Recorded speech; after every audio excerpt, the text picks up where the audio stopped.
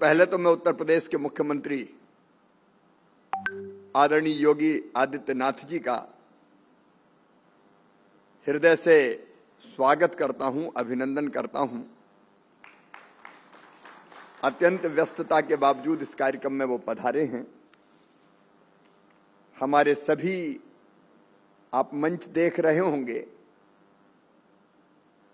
सभी संबंधित उत्तरी क्षेत्र के राज्यों का यहाँ प्रतिनिधित्व है। माननीय कृषि मंत्री या हॉर्टिकल्चर मिनिस्टर, संबंधित मंत्री यहाँ पधारे, उन सब का उत्तर प्रदेश की इस पवित्र धरा पर हृदय से स्वागत है। पहले जब हम खरीफ की कॉन्फ्रेंस करते थे या रबी की कॉन्फ्रेंस करते थे तो पूरे देश की एक ही कॉन्फ्रेंस होती थी और वो भी एक दिन की होती थी।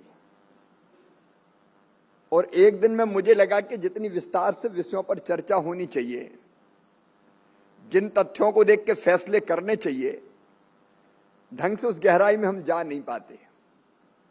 इसलिए पहले हमने कोशिश की कि एक दिन की नहीं 2 दिन की हो, एक दिन अधिकारी मिलकर विचार करें, क्योंकि किसी राज्य का विषय असली काम तो राज्य में होना है।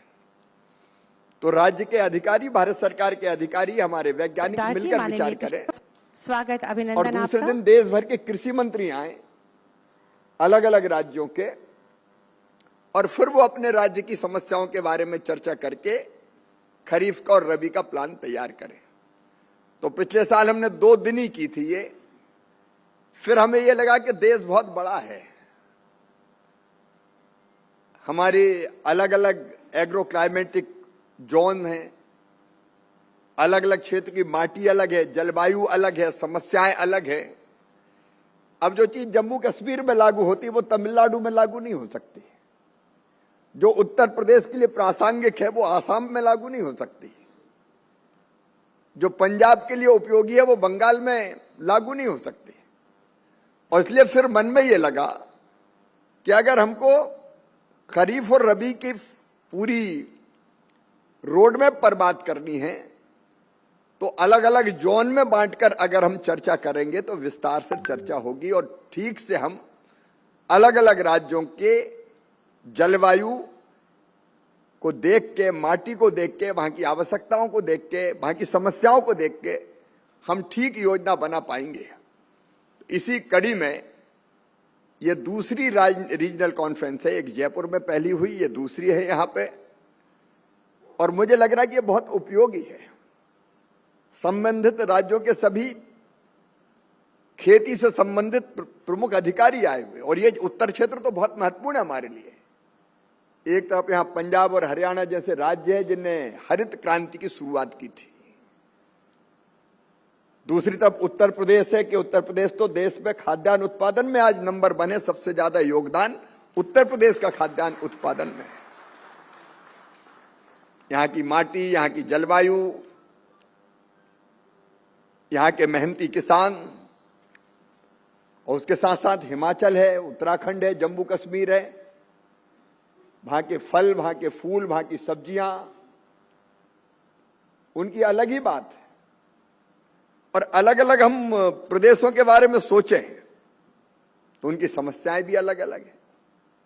एक तो मैं आप सबको इस बात के लिए बधाई देना चाहता हूं कि देश के अन्न के भंडार आज हमने भर के रखे हैं। दुनिया में कहीं से मंगाने की जरूरत नहीं। गेहूं, चावल में तो भारत उत्पादन में आज नंबर 1 है दुनिया में। अब हमने चीन को पीछे छोड़ दिया, चीन पीछे चला गया, भारत नंबर 1 पर आ गया। कभी हम PL 480 गेहूं मंगाते थे अमेरिका से, लाल गेहूं, बहुत सारे इंसान भी नहीं खाते थे। लेकिन मुझे खुशी है कि भारत सरकार ने पहले 25 लाख मीट्रिक टन, अब और 25 लाख मीट्रिक टन गेहूं निर्यात करने की अनुमति दी है कि दुनिया भर में भेजो। आज हमारे बासमती की महक कनाडा से लेकर अमेरिका तक के लोगों को लुभा रही है। तो हमें सामान्य तौर पर उत्पादन में कोई दिक्कत नहीं, हमारा लगातार उत्पादन बढ़ रहा है। लेकिन फिर भी 140 करोड़ से ज्यादा आबादी है हमारी, और कृषि के मामले में देखें तो हमारे 3 बड़े लक्ष्य हैं। नंबर 1, देश की खाद्य सुरक्षा को सुनिश्चित करना। आज हम खाद्यान्न के लिए दुनिया के दूसरे देशों पर निर्भर नहीं रह सकते। तो एक, खाद्य सुरक्षा सुनिश्चित करना, दूसरे, किसान की आजीविका सुनिश्चित करके उसकी आय बढ़ाना, और तीसरा, पोषण युक्त आहार उसको उपलब्ध कराना। ये तीन हमारे बड़े लक्ष्य, और इनको लेके जो हमने रणनीति बनाई है 6 सूत्रीय: उत्पादन बढ़ाना, उत्पादन की लागत घटाना, किसान को पसीने की कीमत मिल जाए इसका इंतजाम करना, भगवान ना करे लेकिन फिर भी खेती जलवायु पर निर्भर है, मौसम पर निर्भर है, नुकसान हो जाए तो उसकी भरपाई भी हो जाए। इसी साल पंजाब में, उत्तराखंड में, हिमाचल में बाढ़ के कारण, अतिवृष्टि के कारण बहुत नुकसान हुआ। लेकिन इसके साथ साथ एक और है, कृषि का विविधीकरण, डाइवर्सिफिकेशन बहुत जरूरी है। मैं उसमें अभी विस्तार से नहीं जाऊंगा। और एक चिंता हम सबके मन में है। अभी मुझे रास्ते में शाही जी बता रहे थे कि पिछले कुछ वर्षों में उत्तर प्रदेश में लगभग 30 लाख मीट्रिक टन उर्वरकों की खपत बढ़ी है। मुझे जो आंकड़े बता रहे थे, हर साल 4-5 लाख मीट्रिक टन फर्टिलाइजर की आवश्यकता बढ़ रही है। ये बढ़ती हुई आवश्यकता वास्तविक है या फिर रामलाल डाल रहा है तो श्यामलाल को भी उतना ही डालना है? मिट्टी में जरूरत है कि नहीं है, माटी कैसी है, इसको देखे बिना डाले जा रहे हैं। और इसका दूसरा परिणाम ये होगा कि मिट्टी के स्वास्थ्य खराब हो जाएगा। वह पंजाब जैसे राज्य इस तरह की समस्या का सामना कर रहे हैं। देखो, तो हमको प्राकृतिक खेती, जैविक खेती, बाकी जो पद्धतियां क्या उनकी तरफ भी नहीं बढ़ना चाहिए। इन सब चीजों पर डाइवर्सिफिकेशन का मतलब यह भी कि केवल गेहूं चावल नहीं, हमको फल भी चाहिए, सब्जियां भी चाहिए, औषधि खेती भी चाहिए, बाकी चीजों का इंतजाम भी करना है। तो इसलिए डाइवर्सिफिकेशन की तरफ भी हम बढ़ें, उस पर विचार करें। 4-5 चीजें जो मुझे बहुत जरूरी लगती, केवल उतनी बात अभी मैं करूंगा, बाकी शाम को चर्चा करेंगे। एक तो सबसे महत्वपूर्ण चीज है इन सब के लिए बीज। बीज आधार है हमारा। अच्छे बीज चाहिए, जलवायु के अनुकूल बीज चाहिए। हमारा नेशनल सीड कॉर्पोरेशन से लगा के राज्यों के बीज विकास निगम तक अलग अलग, आईसीआर ने तो लगभग अभी पिछले 10 सालों में ही 3400 किस्में अलग अलग बीजों की तैयार की है। अलग अलग कंडीशंस के लिए अलग अलग तरह के बीज। तो इन बीजों का बेहतर उपयोग और उसकी उपलब्धता। अब हम खरीफ के बारे में बात कर रहे हैं। इस साल एक समस्या का हमको और सामना करना पड़ सकता है। अल नीनो के प्रभाव के कारण बारिश कम होगी, ऐसी आशंका है, मौसम विभाग बता रहा है। 92% ±5। तो उसको देखते हुए भी हमको योजना बनाते समय ध्यान रखना पड़ेगा कि अगर बारिश थोड़ी कम रही तो किस तरह के बीजों का इस्तेमाल करें। रणनीति बनाने में उसका ध्यान रखना पड़ेगा। एक और मैं आप सबसे निवेदन करना चाहता हूं, जिसकी रणनीति हमको बनानी चाहिए, वो है नकली खाद और नकली पेस्टिसाइड। विकसित कृषि संकल्प अभियान में ये समस्या इतनी उभर के सामने आई थी कि इससे बचा लो हमें, किसान ये कहते थे।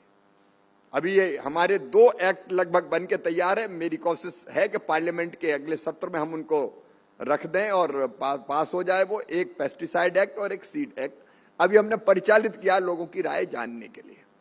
अगर कोई नकली देता है, घटिया देता है, तो उसके खिलाफ कठोरतम कार्रवाई आवश्यक है। उसके बिना नहीं मानेंगे। अभी केवल 1500 रुपया जुर्माना लगता है, तो गड़बड़ भी अगर हो गई तो जुर्माना देके छूट गए। तो एक इसके खिलाफ प्रभावी अभियान लेकर राज्यों को, अलग अलग राज्य सरकारों से कह रहा हूं कि ये चलाना बहुत आवश्यक है। तीसरे, एक मैं माननीय मुख्यमंत्री उत्तर प्रदेश योगी जी से बात कर रहा था कि हमने तय किया भारत सरकार ने कि हर एक राज्य के साथ मिलकर, करना राज्य को है, हम साथ देंगे, हर एक राज्य का कृषि रोड मैप बने। तो हमारे पास 16,000 वैज्ञानिक हैं, आईसीआर के, कृषि विज्ञान केंद्र के, यूनिवर्सिटीज के, सब मिला ले तो 16,000। और वैज्ञानिकों की ये टीम सन्नद्ध है कि राज्य की एग्रो क्लाइमेटिक कंडीशंस के हिसाब से उस राज्य का कृषि रोड मैप क्या होना चाहिए। मैं सभी राज्यों से आग्रह करता हूं कि हम आपके साथ कदम से कदम, कंधे से कंधा मिलाकर चलने को तैयार हैं। आप पहल करें, मैं भी आपसे संपर्क करूंगा और अपने राज्य के कृषि का रोड मैप हम बनाएं मिलकर, क्योंकि जब तक लक्ष्य तय नहीं होगा और लक्ष्य की पूर्ति के लिए हम रोड मैप नहीं बनाएंगे और वो रोड मैप बना के मेहनत से उस पर चलेंगे नहीं, तब तक हम पूरी तरह से खेती और किसान दोनों का भला नहीं कर पाएंगे।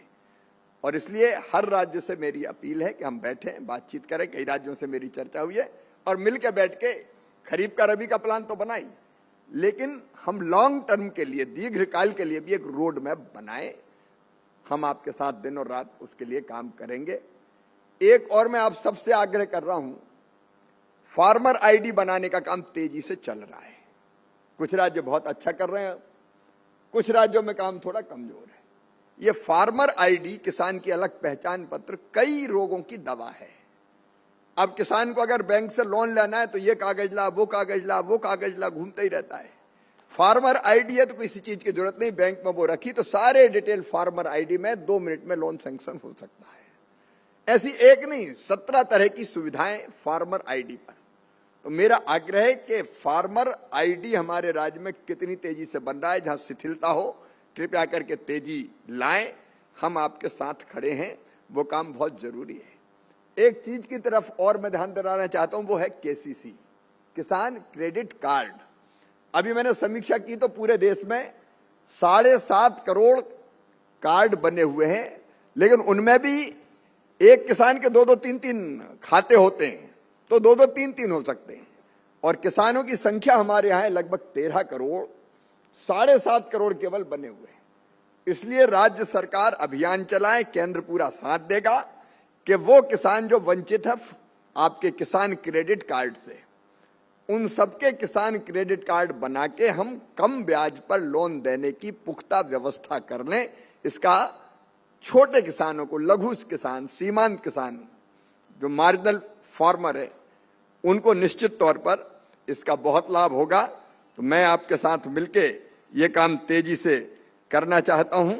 एक और मेरा निवेदन है, हमने विकसित कृषि संकल्प अभियान, हम माननीय योगी जी पिछले साल चलाया था विकसित कृषि संकल्प अभियान। तो हमारे वैज्ञानिकों की फौज, हमने कहा ये लैब में बैठ के क्या करोगे भाई, लैब में आप रिसर्च करो, उसकी जरूरत है, लेकिन केवल लैब में रिसर्च नहीं रह जाए, उस रिसर्च को लैब से लैंड तक पहुंचाना पड़ेगा, किसान तक पहुंचाना पड़ेगा। ये बहुत जरूरी है। उसलिए हमने कहा निकलो और गांव-गांव जाओ, गांव में चौपाल लगाओ, 100, 200, 250 किसान आए, यहाँ वैज्ञानिक बैठे, किसान बैठे, उनको नए रिसर्च के बारे में बताओ। और किसान की अगर जिज्ञासा है तो किसान पूछे, उसकी जिज्ञासा का समाधान करो। ये ज्ञान सीधे खेत तक पहुंचना चाहिए, किसान तक पहुंचना चाहिए। तो व्यापक अभियान चला, 60,000 गांव में हम लगभग गए और 60,000 गांव में बड़ी संख्या में किसानों से बात हुई। फिर हमारे दिमाग में आया कि अलग अलग राज्य की अलग अलग परिस्थितियां होने के कारण एक साथ कृषि संकल्प अभियान चलाना उचित नहीं है। अब अगर पहाड़ी राज्यों में चलाना है तो मैदानी राज्यों के साथ नहीं चल सकता, क्योंकि अब पूरे नॉर्थ ईस्ट में बारिश पहले ही आ जाती है और हम कहें मई में जाके कि विकसित कृषि संकल्प अभियान चलाओ तो वहां तो पानी गिरने लगता है। और इसलिए ये जवाबदारी मैं आपको दे रहा हूं। हमारे वैज्ञानिक तैयार है, हमारी टीम तैयार है और कृषि मंत्री भी, भारत सरकार तैयार है, क्योंकि किसानों की सेवा ही अपने लिए भगवान की पूजा है। आप तय कीजिए अपने राज्य का विकसित कृषि संकल्प अभियान कब आपको चलाना है और आप अपना कार्यक्रम बना लीजिए कि हमें ये 15 दिन 20 दिन चलाना है। भारत सरकार के सब वैज्ञानिकों की टीम आ जाए, हमारी पूरी टीम आपके साथ, आप जहां जहां कहोगे वहां जाएगी, चौपाल लगाएगी, बात करेगी सीधे और किसानों तक सीधे आधुनिक ज्ञान, विज्ञान और अनुसंधान को पहुंचाने का काम करेगी, ताकि सीधे किसान को फायदा पहुंच सके। लेकिन कृपया करके पहल आप कीजिए, क्योंकि आप ज्यादा अच्छे ढंग से जानते हैं कि राज्य में कहां कराना है, कब कराना है। तो मुझे लगता है इस अभियान को भी हम लोग ठीक से चलाने की कोशिश करें। अलग अलग विषयों पर अभी चर्चा है, उनकी मैं विस्तार में भी नहीं जाऊंगा, क्योंकि आपके सामने प्रेजेंटेशन होगा और ये केवल भाषण वाला कार्यक्रम नहीं होगा। आपके सामने एक विषय पर, जैसे केसीसी का विषय, आपके सामने प्रेजेंटेशन होगा और प्रेजेंटेशन के बाद फिर आपसे चर्चा होगी, आप अपनी बात कह सकेंगे, किसान प्रतिनिधि बैठे हैं वो भी अपनी बात कह सकेंगे। तो ये संवाद होगा, इसमें केवल भाषण नहीं होंगे। भाषण का तो यही सत्र कह लीजिए, इसको भी मैं भाषण नहीं कह रहा, मोटी चीजें सामने रखनी थी वो, और अंत में फिर हमारे सारे राज्यों के कृषि मंत्रीगण बोलेंगे।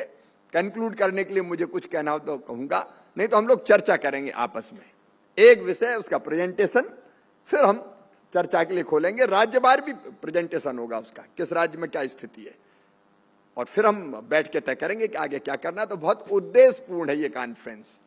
ये केवल एक कर्मकांड में 1 एकड़ 2 एकड़ 2.5 एकड़ जमीन है, अब उसमें केवल अनाज से वो अपनी आजीविका चला लिए नहीं हो सकता, तो अनाज के साथ साथ क्या कर सकता है, फल कर सकता है, सब्जी कर सकता है, इंटरक्रॉपिंग कर सकता है, पशुपालन कर सकता है, जिसकी रुचि हो मछली पालन कर सकता है, बकरी पालन कर सकता है, मुर्गी पालन कर सकता है, मधुमक्खी पालन कर सकता है, कृषि वानिकी, एग्रो फॉरेस्ट्री जिसका नाम हम अब बदल रहे हैं, एग्री बेस्ड, हम अब एग्रो फॉरेस्ट्री नहीं कहेंगे, फॉरेस्ट का नाम आते ही किसान को लगता है हम पेड़ काटे नहीं पाएंगे बाद में बेचने के लिए भी, तो हम वृक्ष आधारित खेती कहेंगे उसको। तो वृक्ष आधारित खेती, अलग अलग चीज, इंटीग्रेटेड फार्मिंग, तो उसके बारे में विचार करना है कि छोटा किसान कौन कौन सी चीजें करे कि जिससे उसकी आमदनी लगातार बढ़ जाए। तो इन सब विषयों पर आज दिन भर हम लोग बैठेंगे, चर्चा करेंगे। मैं भी उस चर्चा में शामिल रहूंगा। आपसे भी, मंच पे बैठे हुए माननीय मंत्रीगणों से भी मेरा यही निवेदन है कि चर्चा में आप भी भाग लीजिए, हम लोग बात करेंगे। अधिकारी भी जो मन में आए निसंकोच जो तथ्य है उसके आधार पर बात करें। माननीय किसान प्रतिनिधिगण, किसान संघ सहित बाकी प्रतिनिधि पधारे, उनको कुछ कहना तो वो भी कहें। और शाम को जब हम उठे तो ये चर्चा बहुत सार्थक हो और एक पूरा प्लान खरीफ का और रबी का बना के हम लोग यहाँ से उठें। आप सबका एक बार मैं हृदय से स्वागत करता हूँ। बहुत बहुत धन्यवाद।